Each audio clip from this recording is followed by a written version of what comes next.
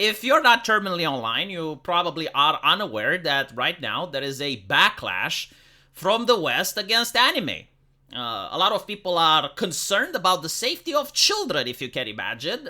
They believe that through the Japanese magic of artists and their evil drawings that are coming into the West, children are being placed in danger. They vehemently believe that if grown adults are watching certain problematic animes, it is a signifier that that person must be a pedophile, so they need to be arrested by the FBI. I'm not kidding. I'm not making it up. I'm not being hyperbolic. This is an actual thing that's happening. Now, what's interesting is that most people will believe, well, hold on, we're talking about like what, like the sexualizations of minors in anime, like Chibi Usa? No. My Hero Academia, motherfucker. My Hero Academia and Demon Slayer, right? Like they have minors in it, so any type of cleavage that's being shown, any type of skin that is being revealed, if you like that, you're a pedophile, you need to be arrested by the FBI. People who support this are also part of the problem. We need to build more prisons. I'm not kidding. Again, like, I'm not being hyperbolic or anything. Like there's a lot of these people, they go on and they harass VTubers that have, like, child models and all this shit. And it's interesting because, like, the same mortal panic has already happened. Like, as you get to see here, this was back in the 90s, where there was a mortal panic about Dragon Ball. Now, what's interesting is that in Dragon Ball, you also had, like, sexualization of minors. Like, Bulma was depicted in a lot of titillating outfits, and you even had, like, Goku in a couple of shots where you could see his penis. It was all done for comedic effect. Like, there was nothing sexual about Goku's pee-pee, but it's interesting that, like, the Christians just didn't give a fuck about that. And the reason they didn't give a fuck about that is because they would do the same in their own art. Like, if you look at DC Comics or Marvel Comics, Teen Titans, like, nothing that anime has done in the past wasn't done in the present in the 90s. Like, they had a lot of lewdness and a lot of sexiness. So they didn't have a problem with that.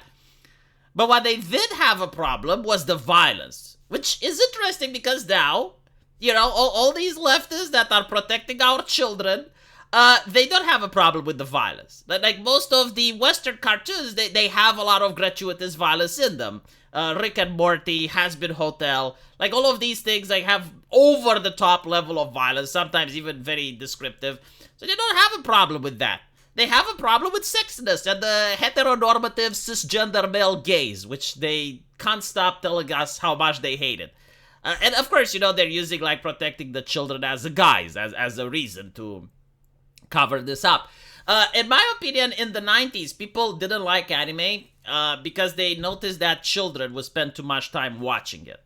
So instead of, like, watching, you know, Disney cartoons and watching what they consider to be, like, proper art forms and things that I guess parents would want you to watch, these children were spending too much time watching anime.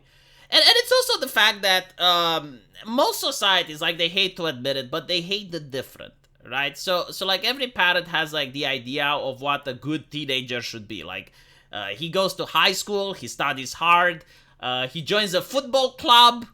When he's coming at home, he exercises football with his friends, he, you know, trains a lot, does his homework, studies for the next day, goes to church on Sunday morning. And every deviation from this is a huge problem. It's worrisome. And it's never because of the parent. No, it's just like, it's the goddamn anime. Like, if it wasn't for the anime, then little Billy would actually be a good jock. And he would start getting passionate into cars, just like his dad, who's a mechanic, right? And every deviation from that is the evil anime. Of course, there was, like, the same problem with Dungeons and Dragons that anime had, which is that back then, children would spend too much time in front of the television, or too much time playing Dungeons and Dragons, or too much time playing World of Warcraft. And I genuinely believe, like, that is a symptom of a greater issue. Like, if a person spends too much time doing one thing, it's probably because the rest of his life is that shit, that the only thing that he finds happiness and joy in is playing Heroes of Might and Magic all day, or, you know, spending a lot of time reading Jules Verne or whatever the fuck. Right? Like, the child is disconnecting from reality in order to surround himself by fiction. And throughout the ages, parents genuinely thought that fiction is the problem. It's like, no, it's your bad parenting that's the problem. Like, if the child is deciding to just completely tune out from the outside world and become a shut-in, whatever the medium he chooses to shut himself in with isn't the issue. The issue has to be different. Maybe he's getting bullied at school. Maybe he's not getting appreciated by his friends. Maybe he's very shy and introverted and just doesn't know how to interact with other people. But still, like, there must be other things. If you remove the medium, like if it wasn't for the anime, it's not that they would become a jock and become very popular and social. It's like, no, the problem would still be there. And they would just find a different medium to sink themselves in. By the way, when I grew up, there were a lot of people that liked listening to music, right? We didn't have computers, television didn't air, whatever you wanted. So they would just like have their Walkman, their walkie-talkie. Walkman. No, walkie-talkie was different. They had their Walkman. They would put music and they would listen every day to music. Like, they would sit in bed, if you can imagine, with their Walkman, and they would just play their cassettes over and over and over. That's what they did. So again, like, it's not anime, it's not video games, it's bad parenting, it's other issues, societal issues. But anyway, alright, so I wanted to show you how upset these people were because of the violence in Dragon Ball. So they're basically, like, again, they're not talking about sex, they're not talking about sexualizing minors, they're not talking about any of that, which is happening in Dragon Ball, but what they're saying is that brutality is a staple. In one recent episode, beads of sweat form on the brow of a character named Vegeta as he is strangled to death by an evil foe named Frieza. In another, Frieza uses the horns on his head to impale a good guy named Krillin through the chest. Mesmerized kids are tuning in to the Cartoon Network to watch Dragon Ball Z, which has an audience of over 1.7 million households. Advertisers are lining up too, including Hasbro Incorporated, and the US Navy is running macho recruitment ads at the end of the show. So again, it was like protecting children. Literally the same argument, right? And you know, it's difficult to justify. Why should a child watch Frieza impaling Krillin with a horn and then like bounce him on the horn as he's puking his guts and blood?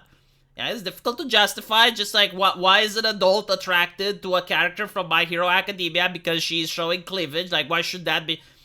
And the answer is because it's art. Okay, shut the fuck up, you mortal busybody. It was fine because these weren't cartoons meant for old children. It was meant for teenagers. American slasher movies existed. Like, nothing that anime doesn't have a representative in American media. So shut the fuck up, mortal busybody. And gatekeep harder. Let me know what you guys think, and as usual, I will see you in the comment section. Take care.